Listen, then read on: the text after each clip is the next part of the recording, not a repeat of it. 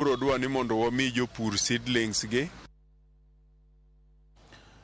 Ramogi wadhi nyime kod weche manyien mag ichwelo.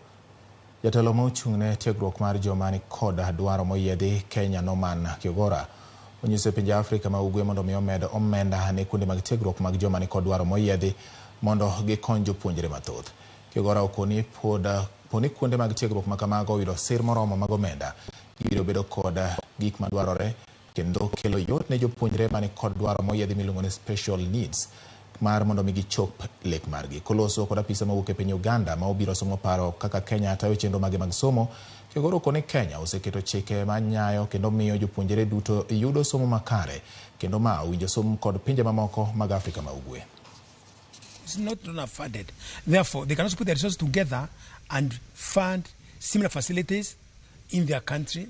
Something that's very critical also is that the government has done a lot in terms of legislation.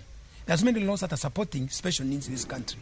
They can also learn about the government desire to make education accessible to every learner. That's what you see when you visit these facilities, you will find they are expensively furnished or equipped by the government, a sign that the government is committed to making education accessible, and not just education, but quality education is accessible. And because this is a national facility, the government has been able to put up mobile assessment trucks so that we're able to come to go to all part of the country.